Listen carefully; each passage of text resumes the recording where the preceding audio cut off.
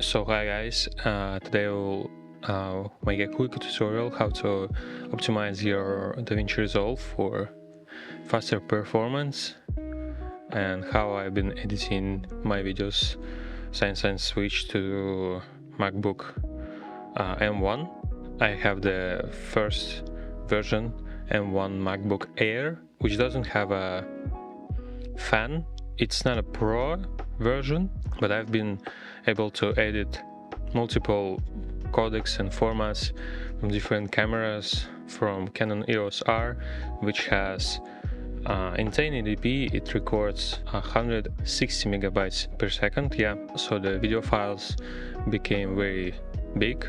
And also I had for a year or a bit more Blackmagic Pocket Cinema 4K, and I've been editing smoothly in DaVinci Resolve this 4K B-raw footage, and it's been handling pretty easy with this MacBook, and it doesn't even have a fan. Of course it starts to lag if you use it for over 6-8 hours, obviously, because it's getting hot, and it's not that the program is lagging, that it's computer which is already very heat. So how I've been editing 4K footage, and I recently switched to Sony FX30, which have 4K footage, and DaVinci Resolve handles not very well comparing to Blackmagic B-raw in 4K. Like Blackmagic RAW, it's very smooth because it's the same system, Blackmagic design, and the cameras and the program itself. But the Sony FX30 is a bit more laggy. I started to use proxies with the FX30, and it's pretty easy to record internally the main footage and the proxies as well. So it's like a small setting to turn on proxy recording. But creating proxies in DaVinci Resolve, it's pretty easy.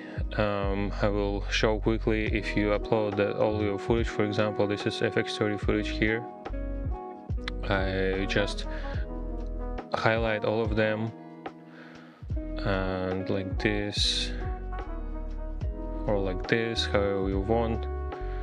By holding tab you can select all of them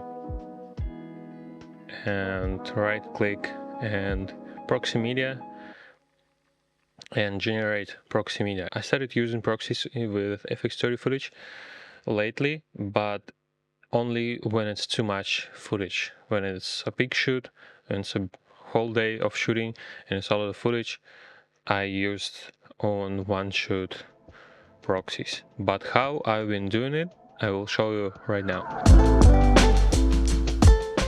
So what I've been doing is, if you are creating a project or you're creating a timeline, for example, highlight all the footage as I do, right click, create new timeline using selected clips, and now you're creating timeline and it says use project settings. I usually make timeline in 1080p, so make sure you have that. And then after I created that new timeline, now I'm editing in 1080p. You can even do it in 720p, and then the footage is way smoother. I will show you a quick comparison. Create new timeline. Let's create in 4K as the original footage, and without the color grade it's working pretty smoothly. But if you start to upload like color grades and stuff, like let's switch to 4K and add a color grade here and add a color grade there. Let's see it on 4K. Yeah, you can see it starts to lag. Like we see 10 frames here instead of 18, 25, 27.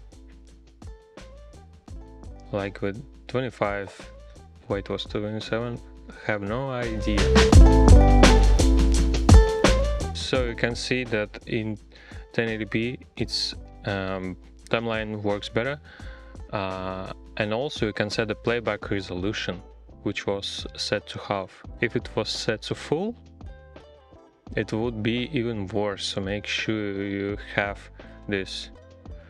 Yeah, it's not even working. It's like 5 frames on a 1080 with the heavy color grade. We have the Enhancer Pro here, Cinestill film preset. Also we have, I believe, halation. Yeah, we have a halation here. So if I would, for example, add film damage, bloom, film damage, it would lag even more if you add a lot of effects. Make sure you switch to timeline playback resolution to half, and the timeline itself is 1080p. If you edit with some plugins on color grades, make sure to have a basic color grade first, like this. So I usually don't like to color grade without the LUT itself. So make the basic conversion. It works pretty smoothly on my MacBook Air M1. The first generation is from 2020, and without the fan, you can download my DaVinci Resolve shortcuts down in the description. To edit faster, I can click Q here to cut before, and E to cut after, W to cut, and S to remove pretty fast. I really like this. I watched the video from Sam Calder, and I pretty much copied it a little bit for the cutting part here. After you're done color grading and editing and applying all the effects, for example, like so here, like just a basic edit here, you go to the timeline settings and switch it to the 4K, and then on delivery you export it as well in 4K, and that's it. Very fast, very easy. What will happen if the timeline will be set to 1080 and we try to export it in 4K timeline resolution, but let's switch it to 4K. Click Add to Render EQ, and the DaVinci Resolve will ask if we want to add a higher resolution renders, because the timeline is 1080 and we want to render it out in 4K. It warns us that maybe we need to reconsider to edit in some different resolution. So make sure you have it switched on to 4K. So that's it.